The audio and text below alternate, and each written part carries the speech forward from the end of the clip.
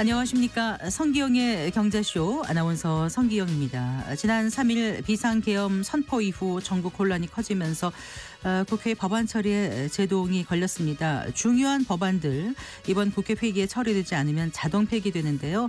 탄핵 소추 이슈로 국회 일정에 차질을 빚으면서 여야가 머리를 맞대야 할 주요 법안들의 정상적인 논의가 어려워지고 있습니다. 어제 예산안과 금융투자세 폐지 등이 통과됐지만은 여전히 예산안에 대한 논란이 이어지고 있는데요. 자, 탄핵 전국으로 멈춰선 법안들 어떤 것들이 있는지 잠시 후 자세히 짚어보겠습니다. 정치적 불확실성이 부동산 실물 거래에도 적지 않은 영향을 끼칠 것이란 전망이 나오고 있죠. 주택정책 불확실성이 커지면서 거래시장에서도 관망세가 짙어지고 있기 때문인데요. 부동산 시장 동향에서 앞으로의 시장 전망 해보겠습니다. 이 시간 유튜브로도 함께합니다.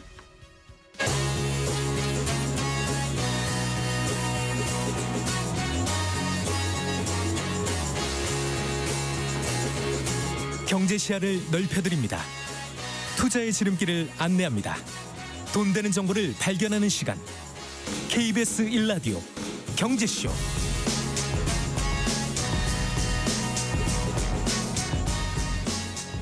먼저 오늘의 주요 경제 뉴스부터 살펴보겠습니다. 경제 뉴스 브리핑 손석우 경제평론가와 함께합니다. 어서 나오십시오. 네, 안녕하십니까. 증시가 그래도 빠르게 안정을 좀 찾아가는 모습이죠. 네. 오늘 얼마에 마감이 됐습니까? 네, 코스피는 1% 좀 넘게 올라서요. 네. 2440선까지 회복을 했고요. 코스닥은 2% 넘게 상폭을 장후반에 또 키웠습니다. 그래서 네. 675포인트의 거래를 마쳤습니다. 일단은 개인 투자자들의 수급, 그러니까 움직임이 좀 중요했는데 네. 좀 아쉬운 거는 개인 투자자들이 양 시장에서 계속해서 좀 매수 우위를 보이다가 네. 유가증권 시장에서는 장후반에 막바로 또 매도로 돌아서는 이런 모습을 보여서 네. 코스피 코스닥 수급상에서는 좀 엇갈리는 모습을 보였습니다. 네. 자, 그래도 이틀 연속 이렇게 강세로 마무리했다라는 거는 일단은 탄핵 정국에 대한 불확실성, 네. 여기에 대한 해소 기대감이 좀 시장 안에 돌기 시작했다. 그리고 또 낙폭이 컸던 증시에 저가 매수세가 유입된 것도 있는 것 같고. 그렇죠. 네. 여러 가지 좋은 뉴스들이 좀 있었던 거는 어제 본회의에서 금투세 폐지안이 또 네. 본회의가 통과를 하면서 어느 정도 투자 심리는 회복됐다. 이런 영향으로 좀 풀이가 되고요. 다만 이제 환율은 좀 여전히 불안한 상태인 게 네. 지금도 1431원 선, 오늘 1434원에 개장을 했거든요. 네, 네. 계속 좀 높은 상태에서 그랬어요. 거래가 네. 이루어지고 있습니다. 네. 이게 원달러 환율이 쉽사리 지금 내려오지 않고 있네요. 그러네요. 네. 이게 비상계엄 사태가 발발했을 때 이제 1440원 선까지 튀어 올랐다가 1410원까지 또 일순간 내려왔다가 지금 지난주 후반부터 이번 주까지 계속 1420원, 1430원대를 왔다 갔다 하면서 조금은 부담스러운 고환율 상태가 이어지고 있거든요. 네. 그나마 이것도 당국 그 개입으로 추정되는 물량이 나오니까 이 정도이지 아마 더 위로 튀어 올랐을 것이다 분석도 있고요. 네. 환율이라는 게 사실 이제 경제 상태나 그 나라의 경제 신인도 같은 것들이 다 종합적으로 반영되기 때문에 지금의 이 교환 가치, 통화 대 통화의 교환 가치로 봤었을 때는 지금의 고환율은 달러 강세보다는 역시 원화 가치가 많이 떨어진 원화 약세에 따른 것으로 봐야 되고, 결국에는 지금 정치적 불확실성이 계속해서 이어지고 있는 걸 감안한다면 단기적으로 계속 불안한 거는 이어질 수 있겠다. 그래서 상단을 시장에서는 1450원 선 단기적으로는 네. 혹시나 일어나서는 안 되겠지만 정치적 혼란이 여기서 더 커지거나 장기화될 경우에는 정말 1,500원 선까지도 상방을 열어놔야 된다, 이런 전망 나오고 있죠. 네. 환율이 이렇게 이제 높은 상태가 계속되면 당장 이제 고환율로 재무적 부담이 커지는 기업들이 많을 것 같아요. 그렇죠. 우리는 일단은 수출 많이 하는 기업들이 있기 때문에 이런 기업들이 지고 있는 대외 채무라는 게 있지 않습니까? 지금 지난해 말 기준 국내 기업들이 지고 있는 대외 채무 규모가 232조 원이라고 해요. 네. 근데 이제 대외 채무면 보통은 달러 표시 그 빚이라고 봐야 되거든요. 네. 그러면 지금 이제 원달러 환율이 급등한 것만으로도 사실 그 채무 평가액 자체가 재무제표상에서 늘어나게 되죠. 그리고 이제 이자 부담도 있죠. 네. 달러로 이제 정기적으로 갚아야 되는 이자 부담도 커지는 것, 이건 말할 것도 없고. 그리고 이제 최근 몇 년 사이에 미국의 직접 투자한 기업들도 많았지 않습니까? 대표적인 게 2차 전지 기업들인데 특히 이제 이런 2차 전지 기업들은 뭐 조 단위로 미국에 투자한 곳들도 있기 때문에 상당한 외화 부채를 안고 있고 여기에 따른 이자 부담들이 커지고 있다. 대표적으로 이제 업계 1위 LG에너지 솔루션을 보면 지난 3분기 기준으로 외화 부채가 9조 5천억 원이 넘거든요. 이게 이제 산술적으로 원달러 환율이 10% 오르면 LG에너지 솔루션은 세전, 그러니까 세금 내기 전 영업이익이 2천억 원 이상 감소하게 된다라고 해요. 2천억 원. 네. 항공사들도 대표적으로 외화 부채가 많은 곳들인데 여기는 항공기 빌리죠. 네. 항공유 같은 거 다 달러로 사서 들여오거든요. 그러니까 항공유. 네. 그렇죠. 항공유 같은 것들도 이제 계속 사야 되기 때문에 지금 원달러 환율이 이렇게 비싸지게 되면 그만큼 비용 부담이 커지게 된다. 그래서 국적항공사 대한항공의 경우에는 외화 차입금이 14조 원이 넘는 상태로 알려져 있고 네. 저비용 항공사들은 자체 보유 비행기도 거의 없고 사실상 맞아요. 다 리스죠. 예, 네. 그래서 매달 달러로 치러야 되는 비용들도 상당히 많으니까 지금처럼 환율이 치솟는 게 상당히 재무적 부담으로 오게 된다라는 그렇겠네요. 분석이고 일단은 환율의 높은 것도 문제지만 변동성이 큰 것도 되게 곤혹스러운 게 수출 기업들은 수출 단가를 명확하게 책정하기가 힘들어요. 예를 들어서 계약하는 체결 시점에는 환율을 1,400원 정도로 감안을 하고 계약을 했어요. 네. 근데 이제 원자재 수입하고 최종 상품 만들어서 수출하려고 했는데 그 사이에 만약에 환율이 1,430원으로 올랐다고 보면 네. 산술적으로는 30원이 올라간 만큼의 환율 부담을 안게 되고 수출을 하게 되는 거죠.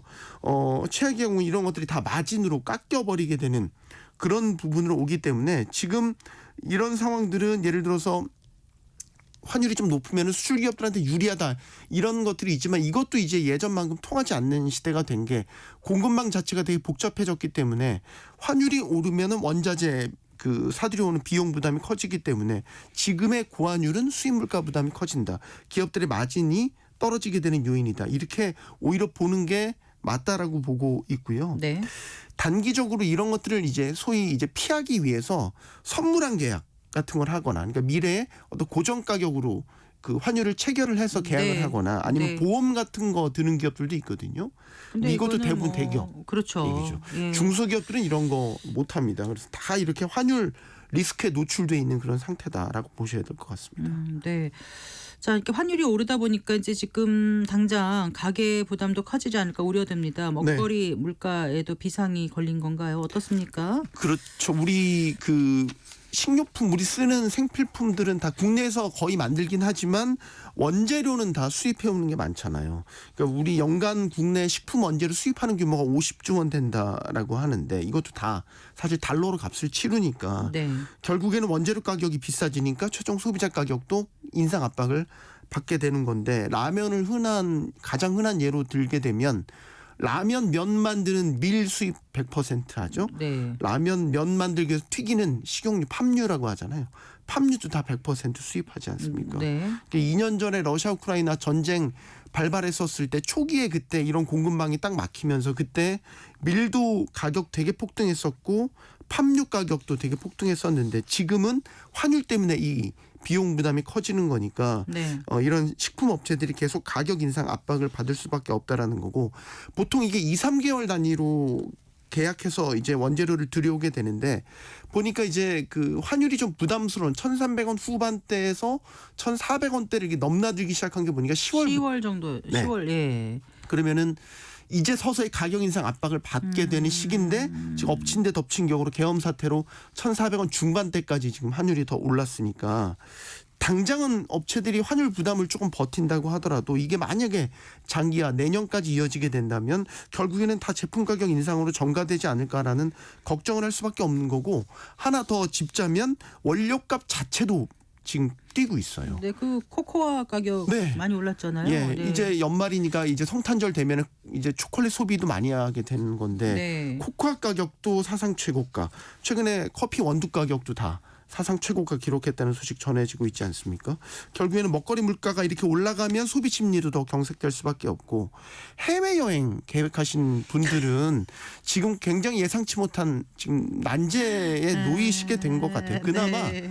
몇 달 전에 계약하신 분들은 뭐 사실 항공료나 네. 숙소 비용 몇 달 전에 계약하시면 그나마 낫죠. 결제를 했으면. 네. 근데 이제 만약에 겨울방학 내년 초에 계획하시고 지금 해외 여행 계획하신 분들은 네. 지금 환율로 상당한 부담을 안게 될 수밖에 없으니까 계획을 수정하는 분들도 계시겠네요. 실제로 여행사들한테 문의했다가 취소하는 사례들도 많아지고 있다라고 그렇군요. 하고 네. 이게 또 하나 날벼락은 해외 주재원들이나 유학생들한테도 보고 있는 굉장히 큰 집들은. 환율 부담으로 다가오고 있자고 네. 하고 주재원들 중에서는 이게 우리 원화로 받아서 현지에서 이 통화 이제 교환해가지고 쓰시는 분들도 많이 아이고, 있는데 네. 이게 지금 우리 원화 가치가 많이 떨어진 상태니까 그만큼 앉은 자리에서 월급이 줄어드는 거를 경험하게 되고 있는 거죠. 네. 자, 그리고요. 그 대출 규제 영향으로 일단 지난달 가계대출 증가세는 좀 눈에 띄게 줄어들었다면서요? 네, 오늘 한국은행이 금융시장 동향 발표했고요. 이걸 보면 이제 지난달 말 기준입니다. 은행권의 그 가계대출 잔액을 보니까 1,141조 4천억 원. 그래서 한 달 전보다 1조 9천억 원 네. 늘었습니다. 그러니까 월별로 추이를 보면 4월부터 해서 8달째 증가세 자체는 이어지고 있기는 한데 네. 증가폭을 보면 확연히 줄고 있어요. 8월에 이게 그때 9조 2천억 원 늘면서 정점 찍었었고 9월에 5조 6천억 원. 10월에 3조 8천억 원 이렇게 줄었고 11월에 다시 또 절반 수준인 1조 9천억 원까지 줄어든 것이고요. 네. 그런데 이제 비은행권까지 합산한 그러니까 금융권 전체 가계대출은 5조 1천억 원 늘었습니다. 네. 근데 이것도 이제 10월과 비교하면 1조 원 이상 증가폭 자체가 줄어들긴 한 건데 눈에 띄는 게 이금융권입니다. 이금융권 가계대출은 상대적으로 크게 늘었습니다. 지난달에 3조 2천억 원. 이금융권에서 늘었고요. 이게 월간 증가폭으로 3년 4개월 만에 최대폭입니다. 그러니까 은행권 대출에 대한 전반적인 규제가 강화되니까 상대적으로 규제 문턱이 낮은 이금융권으로 이런 대출 수요가 옮겨간 이른바 풍선 효과의 결과다. 이렇게 봐야 되겠습니다. 알겠습니다. 잘 들었습니다. 고맙습니다. 감사합니다. 경제뉴스 브리핑 손서구 경제평론가와 함께했습니다.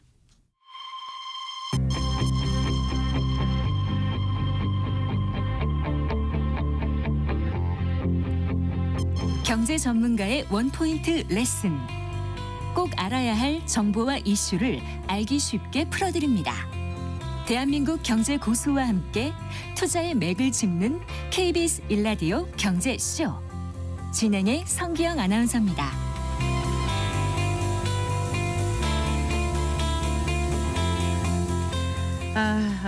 지금 국회는 비상계엄 사태 진상 규명 또 대통령 탄핵 소추안에 온통 신경이 쏠려 있죠. 이러다 보니까 이제 민생 법안 논의는 우선순위에서 밀려 있는 상태입니다. 어제 통과는 됐지만 또 여전히 논란이 이어지고 있는 예산안 오늘 좀 짚어보고요. 또 살펴봐야 할 민생 법안들로는 어떤 것들이 있는지 알아보겠습니다. ISET 경제연구소의 차영주 소장 스튜디오에 모셨습니다. 반갑습니다. 예, 안녕하십니까? 안녕하세요.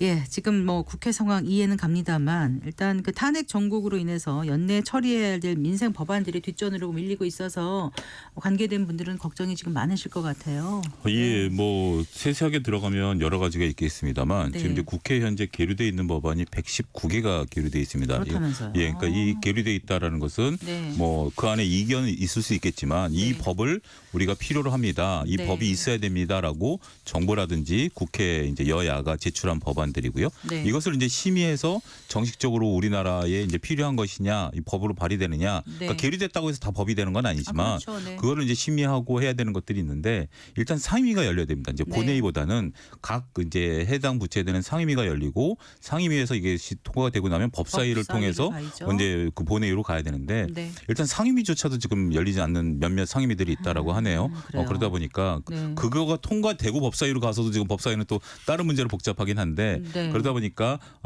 일단 지금 여야 간에 정리되지 않은 여러 가지 사항들 때문에 네. 국회가 지금 정상적인 법안 활동을 못 하고 있다. 좀 안타깝다라고 말씀드릴 수 그래요. 있겠습니다. 탄핵 소추 전국이 모든 이슈를 지금 빨아들이면서 국회에서도 지금 정상적인 논의가 어려운 그런 상황인데 그런 와중에 이제 어제 그 여야가 일단 내년도 예산안을 처리하겠다고 이제 네. 모이긴 했습니다. 결국 이제 그 야당 단독으로 네.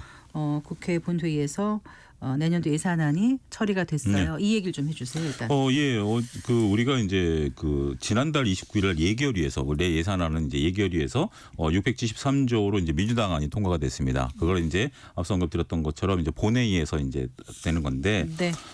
물론 이제 뭐 서로가 잠깐 673조라고 예. 하셨죠? 네, 네, 네. 그게 그러니까 정부 아닌 거죠? 673조.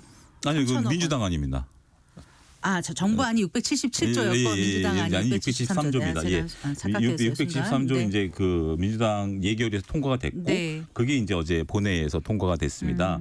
어쨌든 이게 야당안이 됐던 여당안이 됐던 지금 이제 내년도 우리나라 예산안이 된 거죠. 이제 국회를 통과했기 때문에. 네. 그래서 673조 서로 간에 이제 여러 가지 의견들이 있었습니다. 이제 야당에서는 이제 4조 1,000억에 대해서 감액을 해야 된다라는 부분들이 있어서 감액을 시킨 거고요. 네. 어떻게 보면 이제 국회라는 것이 다수결에 의한 원칙이니까 그렇게 된 거고, 여당에서는 야당이 감액한 4조 1,000억 중에 네. 3조 4천억을 증액하자라고 제안을 했습니다만, 어제 다시. 예. 근데 이제 야당이 반대를 하면서 네. 이게 이제 통과가 됐기 때문에 지금 내년도 새해 예산안은 673조 3천억으로 확정이 돼서 현재 지금 국무회의 의결을 기다리고 있다, 이렇게 말씀드릴 수 있겠습니다. 조금 더 자세히 살펴볼까요? 애초에 정부 원안은 677조 4천억 원이었어요. 거기서 4조 1,000억 원을 감액한 이제 야당의 그 예산안 673조 3천억 원이 통과가 된 의결이 된 네, 거죠. 네. 그러면 애초에 그 정부 원안에서 감액한 예산 그 부분이 어디였습니까? 일단 뭐 예비비가 가장 컸고요. 네. 그러니까 예비비 5조 중에 이제 절반 2조 5천억을 삭감을 했고, 네. 그다음에 이제 검찰이라든지 일부 부서에 대한 특활비 이런 부분들이 그러니까 예비비가 4조 8천억 원이었는데 절반 수준이 2조 4천억 원으로 감액된 거고요. 예, 그렇습니다. 그러니까 이제 예비비라는 것은 예. 일단 정부 입장에서는 뭐 재예산이라든지 이제 갑자기 이제 발생하는. 발생했을 때 쓰는 건데, 그런 부분에 대해서 야당은 임의로 쓸 수 있는 비율이 너무 크다. 네. 그러니까 어찌됐든 이제 그런 부분들이 좀 반영이 됐다라고 말씀드릴 수가 있겠고, 네. 또 야당에서 주장하는 부분들은 있습니다. 이제 결국 정부 안에서 이런 부분들이 이제 통과가 됐는데, 정부는 네. 이제 민생 예산이 삭감됐다라고 주장을 하는데, 네. 야당에서 주장하는 것은 정부가 처음에 말씀하셨던 677조 거기서 네. 보면 보건복지 예산이 3천억이 전년 대비 삭감이 됐고, 네. 다양한 것들이 이제 삭감이 되다 보니까 정부 안에서도 삭감된 부분들이 실질적으로 있다. 그러니까 677조가 전년 대비해서는 여러 가지 조정이 있다라고 하기 때문에 그 내역들을 일일이 우리가 지금 여기서 얘기하기에는 조금 그런 부분들은 있습니다만, 서로 주장이 좀 엇갈리는 부분들은 있어요. 네. 하지만 어쨌든 현재 지금 이 부분이 이제 옳고 그르냐라는 부분들을 떠나서 네. 일단 지금 현재 673조 원에 대한 예산안을 지금 현재 우리가 이제 통과가 됐다. 요 팩트만 좀 얘기해야 될 것 같습니다. 일단 검찰 특활비하고 특경비하고 경찰 특활비 이런 건 전액 삭감된 거고요. 그렇죠. 그런 부분들은 네, 이제 정부 핵심 사업 중 하나인 대왕고래 프로젝트 관련 예산은 일부 삭감이 된 건가요? 예, 그렇습니다. 아니죠. 505억 5,700만 거의 다 원 삭감이 중 된 겁니다. 497억이니까 거의 다 삭감이 된 된 그러니까 거죠. 네. 이제 이 부분에 대해서는 뭐 서로 간에 이제 좀 관심을 갖고, 특히 이제 이 부분과 관련해서 여당에서는 이 부분을 좀 복원해 달라라는 네. 부분들이 좀 있었습니다. 민생 수사 관련 경비 500억하고 네. 대왕고래 관련해서 500억을 좀 해달라고 했는데, 네. 이 부분에 대해서 야당은 논의하지 않고 통과시켰다, 이렇게 좀 말씀드릴 수 있겠습니다. 네.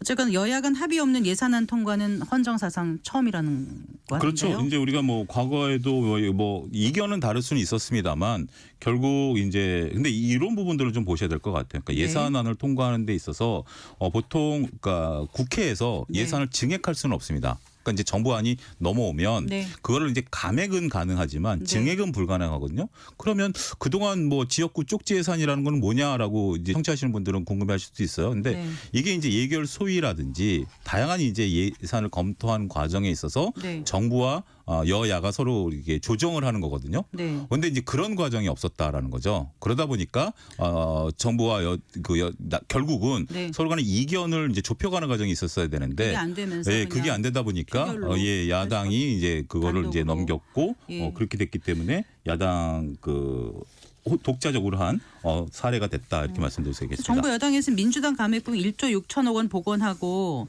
민주당이 요구한 지역사랑 상품권 발행 예산 그 3천억 원을 새롭게 반영하자고 수정안을 제안했는데 이것도 안 된 건가요? 예, 그렇습니다. 이제 그런 것들을 봤을 때는 네. 이제 뭐 서로 간에 협상 과정에 있어서는 일단 지금은 우리가 그 부분은 이제 과거 일이 돼버린 겁니다. 정부가 이제 통과를 했기 때문에 이것뿐만이 아니라 네. 다양한 의견들에 대한 부분들이 있었습니다만 네. 표면적으로 나온 것들은 이제 그런 것들이 불거지고 있었다라고 말씀드릴 수 있겠죠. 근데 그 우원식 국회의장은 예산안이 이렇게 통과됐지만 끝이 아니다. 민생과 경제 회복을 위해서 증액이 필요한 부분은 민생 예산 추경으로 확충해야 된다 이렇게 얘기를 했죠. 그런데 지금 현재 그 추경을 하기 위해서는 네. 앞서 언급드렸다시피 추경을 하는 것은 이제 국회가 통과를 해야 되지만 국회가 내세울 수 있는 권한은 아니거든요. 그거는 이제 정부와 여당에서 해야 되는데 지금 당장 정부와 여당에서는 추경에 대한 얘기라든지 증액에 대한 것은 없는 상황. 더군다나 또 이걸 할 수 있는 지금 주체가 없다 보니까 그래서요. 이 네. 부분에 대해서는 이제 향후 문제로. 그러니까 지금 어떻게 보면 꼭 필요 예산이 통과 못한 것들도 있었을 거예요. 네. 뭐 여러 가지 보면. 근데 그런 부분들은 이걸로 이제 현재로서는 673조지만 내년도 이제 그 예산을 집행하는 과정에 있어서는 과거 사례도 보면 정부와 이제 국회 간의 소통을 통해서 네. 추경은 있을 수 있다. 그러니까 어떻게 보면 이게 끝은 아니다. 이렇게 좀 설명을 드려야 될 것 같습니다. 자, 그럼 당장은 야당 안으로 이제 내년 예산은 집행이 되는 거죠? 그렇습니다. 일단 예. 요거가 되면 이제 국무회의 의결을 통해서 대통령 예. 결재가 나오면 하는 거고 일단 정부 예산이 정해지고 나면 이 정부 예산 중에 이제 각 부처 예산들이 이제 예, 예.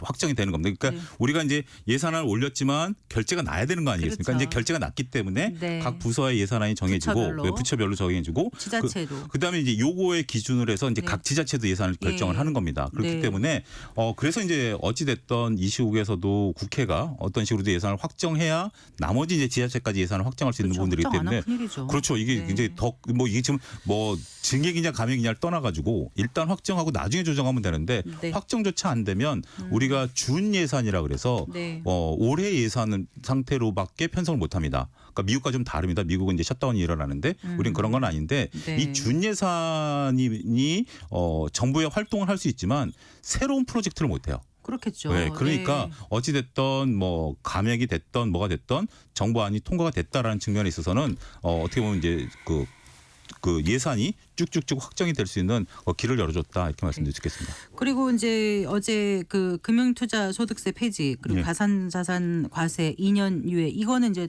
통과가 된 거죠. 예, 그렇습니다. 네. 우리가 이제 금투세는 유예 얘기도 여러 가지 있었었는데 일단 지금 폐지가 됐고요. 네. 그 부분에 대해서는 이제 뭐 많은 그 투자자분들이 이제 고민하셨던 분들이 걱정하셨던 분들이 있는데 네. 일단 여기에 대해서는 폐지가 확정이 됐고요. 네. 가상자산에 대해서는 2년 유예가 됐습니다. 원래 내년 1월 1일부터 내년 1월 1일부터인데 과세를 하려고 했는데 2017년으로 유예가 됐고 네. 그 부분에 대해서는 이제 추후 이제 논의가 진행되긴 하겠습니다만 네. 일단 어떻게 보면 그거는 이제 정부의 아니었었어요. 왜냐하면 이거를 가산자산에 대해서 과세를 하려면 네. 이 지표가 있어야 되거든요. 이 네. 사람이 얼마를 벌었냐라는 건데 지금 가상자산 같은 경우는 거래소가 그 분산돼 있기 때문에 네. 이게 통합되는 게 2017년이에요. 아, 그러니까 이제 시간이 통합이 필요했군요. 되고 네. 예, 이제 그것이 이제 정부 아니었고 네. 그거를 야당과 어쨌든 해서 통과가 됐, 그러니까 유예가 됐다 이렇게 말씀드릴 수 있겠습니다. 원래 그 소득세법 개정 안에 있었던 금투세는 5천만 원이 넘는 그 금융투자 소득에 매기는 거였잖아요. 근데 그게 이제 폐지를 한 거죠. 일단 주식은 500만 원. 예, 그렇죠. 전반적인 부분에 대해서는 네. 그런 부분인데 그거는 이제 폐지가 됐습니다. 이제 금투세라는 거에 대해서는 이제 신경 안 쓰셔도 된다라고 말씀드리겠습니다. 이거죠. 예. 네. 그리고 이제 세법 개정안 이게 이제 정부가 관심을 갖고 네. 추진을 했었는데 결국 어떻게 됐죠? 부결됐습니다. 이거는. 아니 세법 개정안 중에서 통과가 된 게 있고 안 된 게 있지 않나요? 이제 그 상속 및 증여세법 개정안인데요. 네. 이게 이제 부결이 됐습니다. 네. 상속과 증여세에 대한 최고세율을 50%에서 40%로 낮추자라는 게 정부 아니었었는데 네. 이 부분이 이제 부결이 됐다라고 좀 말씀드릴 수 있겠죠. 그러니까 세법 개정안에서도 정부 원안 가결된 것도 있고요, 수정 가결된 것도 있고 아예 부결된 게 상증세법이라는 거잖아요. 예, 그렇습니다. 예. 네. 부결 이유는 뭔가요? 이것은 이제 어쨌든 야당이 좀 이 부분에 대해서는 확실하게 그 반대 의사를 처음부터 펼쳤고요. 네. 정부의 논리는 그겁니다. 이제 20년 동안 이게 세법이 개정이 안 되다 보니까 네. 우리가 이제 그동안 이제 우리 국민 소득이 많이 늘어나지 않았습니까? 그러다 보니까 본의 아니게 상속증여세 부담이 좀 더 커졌다. 중산층까지도 중산층이 되니까 이제 그 부분에 대해서 네. 좀 이제 조정이 필요하다라는 건데 야당 입장에서는 이것에 대한 이제 우리 국세 수입 감소 문제 이런 문제라든지 네. 아니면 뭐 계층 간의 문제 이런 것들 때문에 반대가 있었었는데 네. 어찌됐든 이 부분에 대해서는 상속증여세법에 대한 개정안 네, 그러니까 이제 최고 세율을 50%에서 40% 간단하게 말씀드리면 네. 낮추는 안은 부결됐다 이렇게 설명드릴 수 있겠습니다. 35억 원 초과 구간의 세율이 50인데 40으로 낮추려고 낮추려고 했는데 했었습니다. 예. 안 됐다. 예. 그러니까 최저 과표 구간도 1억 원에서 2억 원으로 올리려는데 그것도 안 된 거고. 안 된 거죠. 예, 그냥 지금 그다음에 현행대로만 유지해야 되는 겁니다. 상속세 잔여 공제 금액을 현행 1인당 5천인데 5억 원으로 아주 크게 확대하려고 했는데 그것도 안 된 거고. 네. 네, 그러니까 이제 국민들께서는 이걸 확인을 하셔서 뭔가 그 재산의 어떤 그 처리하는 과정에서 신경을 좀 쓰셔야 될 것 같고요.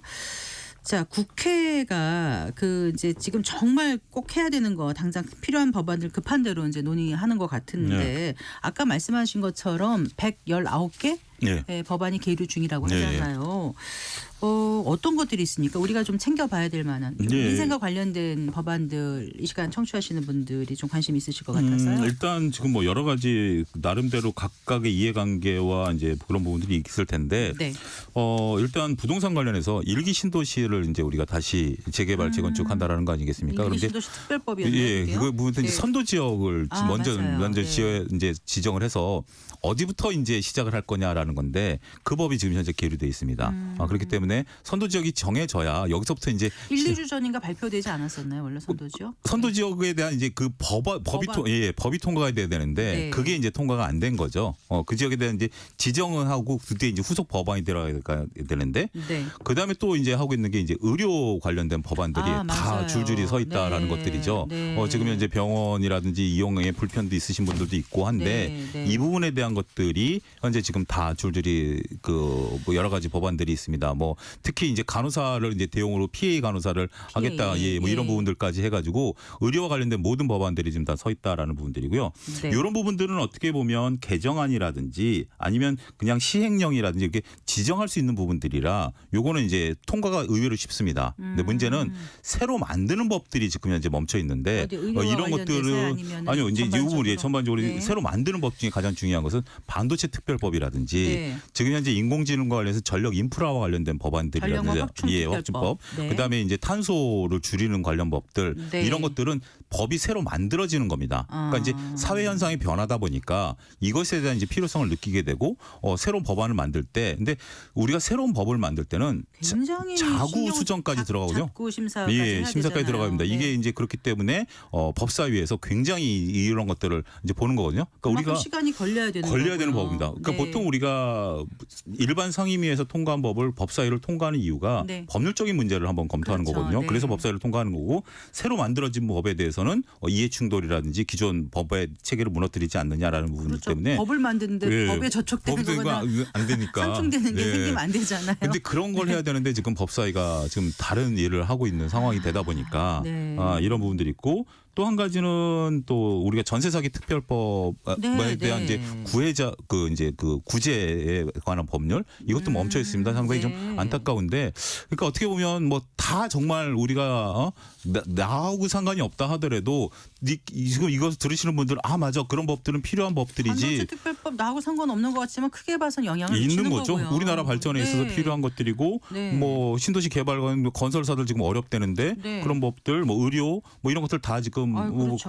그리고 더구나 또 R&D 관련한 것들 네. 법안들 이런 것들 그러니까 그러니까 언뜻 들어도 네. 좀 중요한 것들을 이제 정부와 이제 국회에서 냈던 법안들인데 네. 이런 것들이 현재 지금 심사도 그렇군요. 제대로 이루어지지 못하고 있다라는 거. 그리고 팀원 안타깝습니다. 위메프의 대규모 미정산 사태 그 이후로 이제 그 대규모 유통업법하고 전자금융거래법 개정안 예, 여러 가지 뭐 이것도 정무위원회에 머물러 있는데 이것도 좀 해야 되는 거 아닙니까? 그러니까 여러 가지들이 있는데요. 지금 이제 네. 일부 오늘 뭐 이제 과방위 같은 경우 상임위가 열리고 일부 상임위가 열렸는데 일단 뭐 상임위원장이 출석을 안 한 경우도 있고요. 뭐 이런 과방위 안에. 뭐 여러 가지 그런 부분들이 있어서 네. 상임위 자체가 아직 안 열리고 있다라는 것도 한 가지 조금 안타까운 현상이다라고 말씀드릴 수 있겠습니다. 네. 자, 이렇게 그 계류적인 법안만 해도 119개인데 이렇게 이제 지금 전국이 이렇게 정말 불안하지 않습니까? 이러다 보면 우리 이제 산업 경쟁력이 꺾이는 게 아닌가.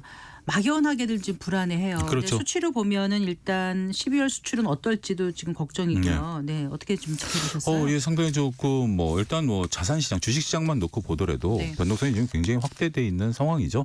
그런 것들이 모든 것을 말해준다라고 말씀드릴 수 있겠습니다. 그리고 뭐 주위에서도 보면 네. 여러 가지 이제 가장 중요한 거 이런 것들이 지금 우리가 정부의 예산안이라든지 법안을 얘기하는 것들도 있습니다만 이런 것들이 정해져야 기업들이 또 내년도에 사업 계획들을 또 짜거든요. 그렇죠. 네. 그리고 이거 외에도 또 환율이라든지 이런 거에 따라서 기업들이 집행에 그렇죠. 대한 부분들이 들어가야 되는데 이기 행정기 예. 출범을 앞두고 신경 쓸 게 너무 많은데 이제 그런 것들 상태인데. 그다음에 네. 이제 뭐 말씀하셨다시피 이제 미국과 협상 문제 이런 것들이 지금 다 올스톱되다 보니까 지금 그러니까 뭘 하려고 해도 네. 과연 내가 무엇을 해야 될까 어떠한 기준을 갖고 해야 될까에 대한 기준점들이 지금 없다 보니까 네. 일단은 지금 혼란만 가중되고 있는 상황이 아니겠나 싶습니다. 뭐 수출 14개월 연속 수출이 증가했다고는 하지만 4분기 들어서 수출 증가율이 좀 꺾였잖아요. 네. 그런데 이제 연말에는 보통 좀 충분히 반등할 만하다 이렇게 좀 기대감도 있었는데 갑자기 지금 전국이 이렇게 되면서 많은 분들이 좀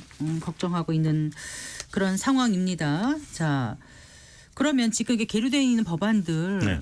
어느 정도까지 처리가 될지 네. 만약 이번 회기에 논의가 잘 안 되면 일단 자동 폐기되는 건가요? 그렇죠. 어떻습니까? 그러니까 이제 그 회기가 끝나게 되면 법안은 다시 제출을 해야 되는 겁니다.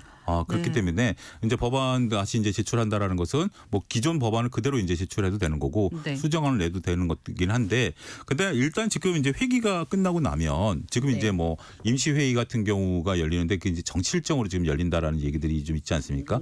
따라서 네. 정상적인 이제 아무래도 만약에 그러니까 이거는 뭐 어떤 식으로든지 정치 일정이 끝나게 되면 그러니까 정치와 관련된 일정 그러고 나면 그 법안을 통과시키기 위한 임시회도 열릴 수가 있습니다.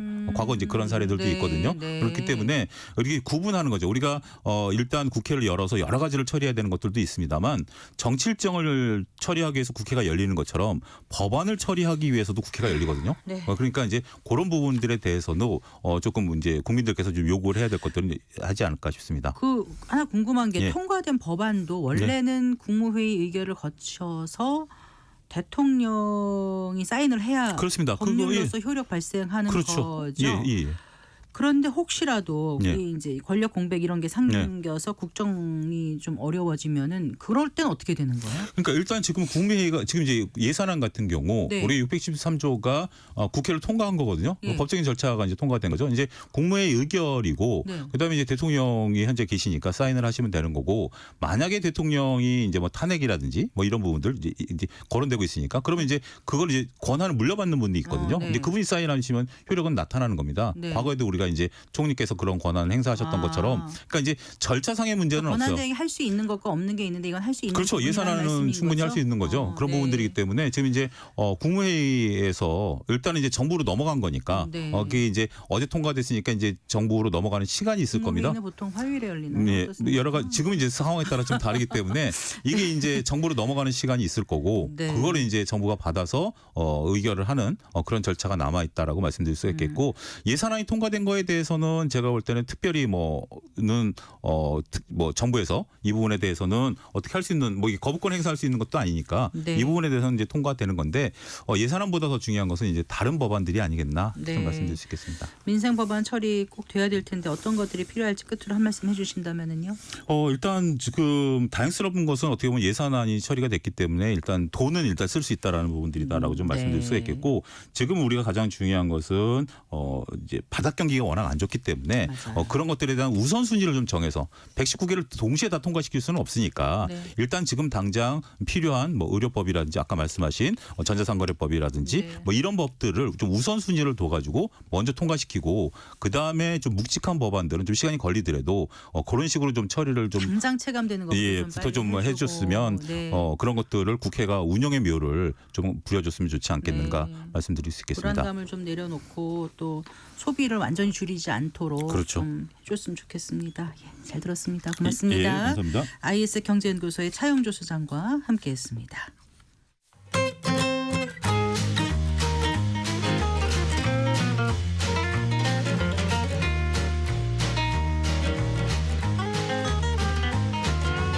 경제 맛집 투자 핫플. 지금은 돈 벌기 딱 좋은 시간. KBS 1라디오 경제쇼.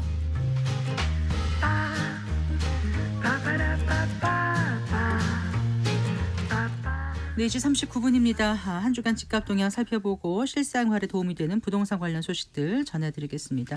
오늘도 김인만 부동산 경제연구소장과 함께합니다. 안녕하세요. 안녕하세요. 오늘은 한 주간 동향이 나왔나요? 안 나왔나요? 한 주간 동향이 내일 나오죠. 아 오늘이 맨날 목요일이 나오는. 오늘이 수요일이기 때문에 아, 네, 제가 헷갈렸습니다. 예. 네, 그 정치적 불확실성이 커지면서 지금 부동산 시장도 좋지 않은 것 같아요. 안 네. 좋습니다. 네. 이 분위기에서 네. 누가 또 집을 알아보러 다닐 것이며 네. 원래도 겨울이 또 비수기기도 합니다. 12월, 1월 네, 춥기도 연말연시 하고요. 또 바쁘고. 설 지나고 좀 많이 알아봅니다. 원래 그렇죠. 원래 그렇습니다. 그래서 네.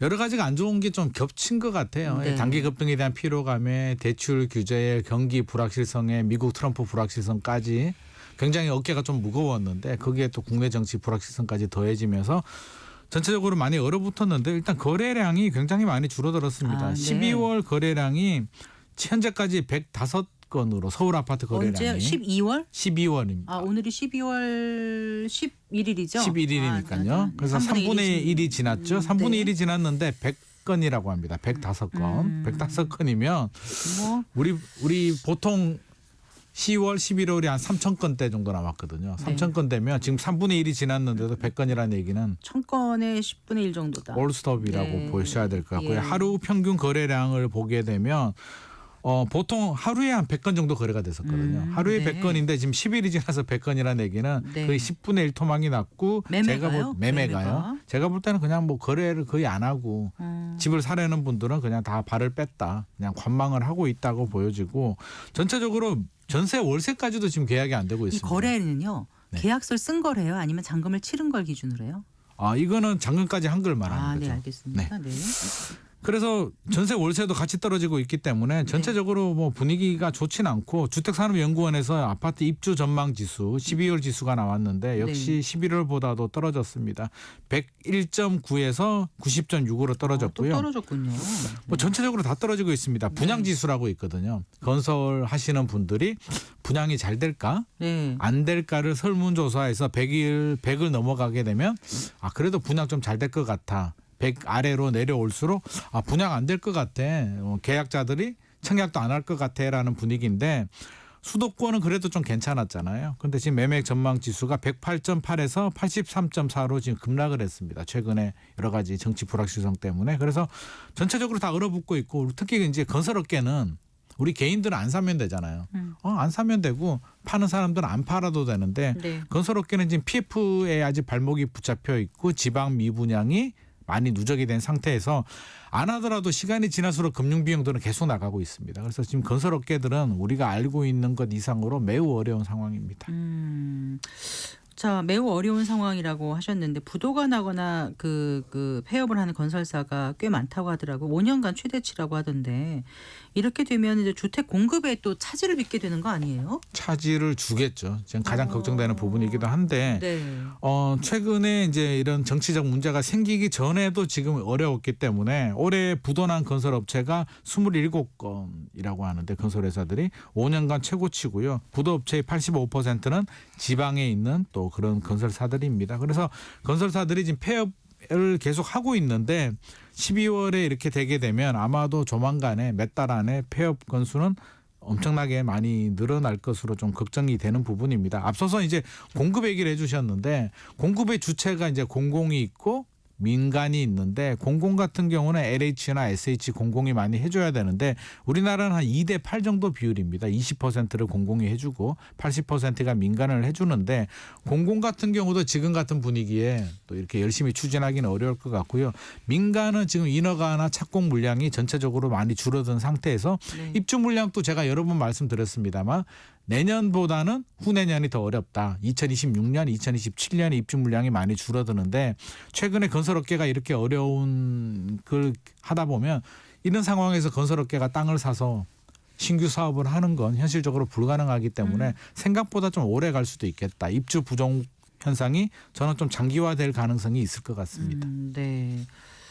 그래요. 자, 그 신고가 거래가 나오던 고가 부동산 시장도 이제 많이 위축됐다면서요? 아무래도 이제 자산가들도 리스크 관리를 할 수밖에 없습니다. 이게 정상적인 상황이라면 뭐 자산가들은 그래도 뭐 입주 물량도 줄어들고 전세 가격도 올라가고 여러 가지 뭐 계산을 하게 되는데 지금은 불확실성 전국이잖아요. 안개 속으로 들어갔기 때문에 자산가들도 이제 발을 좀 빼고 있는 상황이고 일단 불확실성 제거될 때까지는 올 스톱을 할 것 같습니다. 최근에 나온 이제 서울 아파트 평균 거래 금액, 거래되는 금액이 8억 8,365만 원으로 나왔는데요. 네. 이게 11월까지는 11억 4,680만 원이었거든요. 평균이. 그래서 10억이 넘었고 9월은 12억 5천만 원이었는데 평균 가격이 떨어진다는 얘기는 고가 아파트들도 거래가 많이 안 되고 있다. 고가 그렇게요. 아파트들이 거래가 집값이 그만큼 되면 떨어졌다가 그렇죠. 아니라 평균이 좀 올라가는데 고가 아파트들 거래마저도 줄어드니까 평균이 지금 내려오는 상황이 발생하고 있습니다. 네, 그렇군요. 그 어떻습니까? 그 지금의 이 정치적 불확실성이 2016년을 떠올리게 만들거든요. 그렇죠. 네, 그때와 비슷하다는 얘기들을 꽤 하는데 그때 어땠었죠? 잘 기억이 나지 않아요? 기억이 잘 안 나죠. 그래서 우리가 두 번 있었습니다. 이 탄핵이 두 번 있었는데 네. 2004년 봄에 있었고요. 네. 2016년 겨울에 있었습니다. 그래서 네. 두 번 있었는데 2004년 봄은 물론 2004년 봄에도 잠깐 조정이 되긴 했었는데 그때는 뭐 그냥 인용이 되지 않았기 때문에 그냥 잠깐 한 2달 정도 하다가 넘어갔고요. 네. 2016년 얘기를 제가 좀 집중적으로 좀 해보려고 합니다. 많은 분들이 좀 비슷하다라는 이야기를 많이 해주셨는데요. 제가 좀 확인을 좀 해봤거든요. 제가 일주일에 한 번씩 칼럼을 쓰는데 2016년에 쓴 칼럼을 제가 어젯밤에 막 확인을 했어요. 내가 그러셨어요? 무슨 일이 있었지? 칼럼을 보면 그때 상황을 알 되죠. 수가 있으니까 네. 확인했는데 9월까지는 상승을 했더라고요. 강남 재건축 이렇게 올라도 되나 뭐 이런 내용들이 있습니다. 그래서 전체적으로 9월까지 10월까지도 괜찮았는데 11월에 어떤 일이 있었냐면 이제 11.3 대책이라는 게 발표가 됩니다. 네. 첫 규제 대책이 나오는 네. 거죠. 집값이 많이 올랐기 때문에 규제 대책이 나왔고요. 그때 또 트럼프 미국 대통령이 그때 또 당선이 됩니다. 네. 트럼프 1기가 이제 그때 당선이 돼서 네. 어떻게 되지 미국이? 그 다음에 1월 20일 취임 날도 똑같았어요. 그렇죠. 네. 그래서 트럼프가 어떻게 다음에, 되지? 예, 예. 지금 또 그런데 그때도 그랬습니다. 예. 어떻게 될지 모르겠다라고 했고요. 12월 다 돼서 이제 미국이 또 금리를 올립니다. 그때는 금리를 올렸고요. 네. 또 탄핵이 됩니다. 그래서 그런 불확실성이 겹치면서 이제 전체적으로 거래량도 줄어들고 부동산 시장 투자 심리도 급격히 위축이 되는데 3월까지 갔습니다. 3월까지 위축이 되다가 네. 4월 들어서 이제 불확실성 제거가 되죠. 대선하고 네. 4월에 대선이 있었습니다. 네. 5월에 문재인 대통령 취임을 하면서 이제 본격적인 상승을 하게 되는데 자, 그러면 2016년 9월까지는 강남 집값이 상승했다. 네. 지금 올해 9월까지 8, 9월이 올랐었나요? 8월까지 올랐고요. 9월 돼서 좀 꺾였죠. 주춤하고 네네. 특별한 대책이 나온 건 없고 그렇죠. 트럼프 2기 그거는 비슷하죠. 얘기 똑같죠. 근데 금리는 좀 11 다르고요. 금리는 이제 오히려 미국은 약간 내려갈 거라는 기대가 더 큰 것 같고. 그렇습니다. 그런데 지금 이제 탄핵 정국이 됐죠. 된 근데 거예요. 이제 그때와 다른 점은 예. 그때는 전체적인 시장 분위기가 상승장이었다는 거죠. 2013년도 바닥을 찍고요. 빚내서 집 사라 5년간 양도세 면제 혜택이 나오면서 2014년, 15년, 16년 상승을 하다가 네. 한 3개월, 4개월 조정이 되고 다시 5월부터 폭등을 한 상황입니다. 그래서 그때 상황을 제가 숫자적으로 좀 얘기를 하면 폭락을 하진 않았습니다. 네. 3개월 동안 조정이 되긴 했는데요. 실거래 가격 지수를 좀 살펴보게 되면 네. 2016년 10월이 91.6이었고요. 11월이 91.8이었다가 12월이 91.2, 네. 2017년 1월이 91까지 떨어졌다가 다시 네. 올라가거든요. 그래서 네. 크게 뭐 변동이 되진 않았고요. 거래량을 좀 살펴보게 되면 2016년 9월이 뭐 11,000건, 네. 10월이 12,000건 네. 거래가 좀 많이 되다가 11월에 5,000건, 12월이 4,000건, 1월이 2017년 1월이 3,000건대로 내려왔다가 다시 또 네. 거래량이 늘어납니다. 네. 그래서 거래량이 줄어들었다는 얘기는 이제 투자 심리가 위축이 되면서 관망세로 돌아섰다는 얘기고요. 거래 가격 지수가 많이 떨어지지 않았다는 얘기는 이게 짧았잖아요. 그러니까 네. 집주인 입장에서는 일단 지켜를 보는 거지 아직 호가를 내릴 정도는 아니었습니다. 그래서 이게 네. 장기화가 됐다면 아마 가격이 떨어졌을 수도 있는데 네. 다행히 그때는 빨리 끝났고요. 그럼 이번에도 이제 중요한 포인트가 나오죠. 이게 불확실성이 오래 지속이 되느냐 빨리 끝나느냐에 따라서 내년 상반기 중으로 마무리가 될 것 같으면 부동산 시장 하락폭은 크지는 않을 것 같고요. 네. 거래량만 줄어드는 정도 그 정도 투자 심리가 위축되는 정도 될 것 같은데 이게 하반기까지 불확실성이 제거되지 않고 이어진다면 추가 하락, 2차 하락도 우리가 배제할 수는 없을 것 같습니다. 알겠습니다. 자, 이거 하나 좀 여쭤볼게요. 그 주택 임대차 보호법 개정안 나온 게 무한 계약갱신 청구권을 주자 뭐 이런 거였었다면서요. 굉장히 뭐 네. 논란이 굉장히 근데 컸습니다. 이제 집주인들의 빗발치는 항의에 결국 폐기됐다는데 어떤 거였는지 잠깐 좀 살펴볼까요? 이게 예. 이제 우리가 정치적으로 워낙 이슈가 많았기 때문에 네. 살짝 뉴스 같은 데서는 나오지 않았는데요. 온라인 인터넷 카페라든지 이런 쪽에는 아마 엄청난 반향을 일으켰습니다. 이게 내용을 보게 되면 사실 좀 좋은 내용도 있긴 했습니다. 네, 우리가 네. 대항력이라고 하죠. 전입 신고를 하게 되면 그날 밤 12시에 대항력 효과가 나오는데 네. 개정될 뻔했던 임대차 보호법 내용을 보면 즉시 즉시.